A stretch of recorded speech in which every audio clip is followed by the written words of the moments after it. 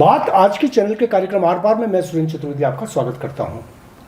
क्या मोदी की पकड़ भाजपा पर ढीली और शाह की मजबूत होती जा रही है?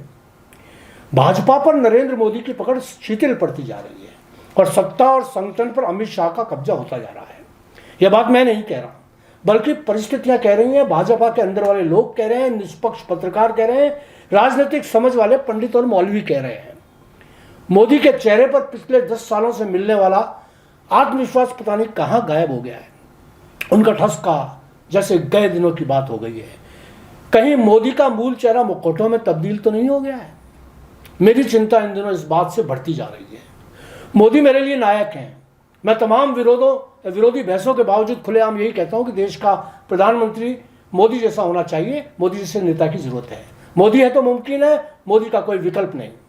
इन दिनों मगर मैं चिंता तो हूँ, मोदी में वो मुमकिन वाला भाव जैसे बचा ही नहीं है। चुनाव परिणामों के बाद उनका आत्ममोही विश्वास पूरी तरह गायब हो चुका है। पिछले प्रधानमंत्री काल में जब मोदी संसद में अपनी बात कहने को खड़े होते थे, संसद नारों से गूंज जाता था, मोदी मोदी मोदी। भाजपाई सांसद मोदी मोदी के नारे लगाकर मेजें थपथपाकर संसद गुंजा देते थे। कोई उनकी बात काटने की कोशिश करता था तो लोग उनके पक्ष में कोहराम मचा देते थे।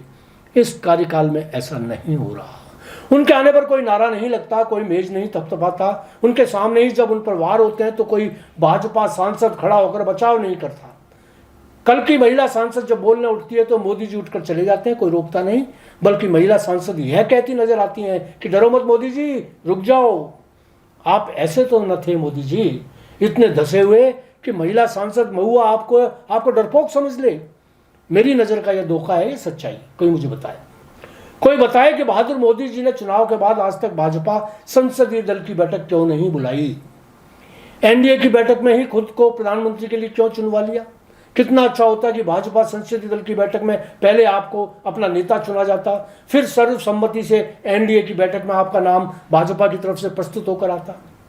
आज शातिर लोग कह रहे हैं कि संसदीय दल की बैठक में यदि नेता का चुनाव होता तो संघ की तरफ से आपकी जगह नितिन गडकरी का नाम प्रस्तावित किया जाता। हो सकता है आपका नाम ही आगे नहीं बढ़ता। चुनाव के बाद एक भी बार आपने पार्टी के संसदीय दल की बैठक नहीं बुलाई, तो क्या आप अब उसकी बैठक बुलाओगे ही नहीं? लोग पूछ रहे हैं कि फिर संसदीय दल का गठन ही क्यों किया गया? मुझे दिल्ली के कुछ मित्रों ने बताया कि संसद में 240 भाजपा सांसदों में 45 से 50 सांसद संघ से सीधे जुड़े हुए हैं, उनके टच में हैं, और वे सब नितिन गडकरी को अपना नेता मानते हैं। यद्यपि मुझे पता है कि ऐसा नहीं हो सकता, मगर ऐसा दिखाया और बताया तो जा ही रहा है। यह भी कोई अच्छी बात नहीं है। मुझे पता है मोदी जी, आप चतुर और समझदार नेता तो हैं, मगर चालाक और शातिर नहीं, धूर्त और मक्कार भी नहीं।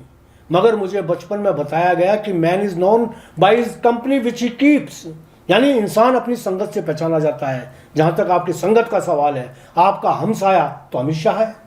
उनकी छवि देश में जैसी भी हो, आप जैसी नहीं। आपके आगे पीछे तो कोई है नहीं, उनके पीछे तो पूरा कुनबा है, उनके हित है, उनका भविष्य है, उनके ख्वाब है। आप बेहद समझदार हैं तो फिर अपनी संगत से क्यों जाने पहचाने जा रहे हैं? कसम से संगत ही आपको नुकसान पहुंचा रही है, वो कभी भी आपको ले बैठेगी। मेरे मित्र सांसद हनुमान बेनीवाल बता रहे थे कि अमित शाह तो अच्छे मंत्रियों के लात मारते हैं, उनको गुस्से में गेट आउट कर देते हैं। बेनीवाल ने खुद अपनी आंखों से ये देखा है। हालांकि उन्होंने ये भी कहा कि वे लात उसी के मारते हैं जिसे वे इस लायक समझते हैं। शाह की मत उनको कभी कुछ कहने की नहीं हुई। मित्रों, मेरे पास हनुमान बेनीवाल जी का वह वीडियो क्लिप है जिसमें उन्होंने अमित शाह को लेकर यह जानदार खुलासा किया है। जरा सोचिए मेरे मेहरबान मोदी जी कि आप क्या अमित शाह की इन खूबियों से वाकिफ नहीं?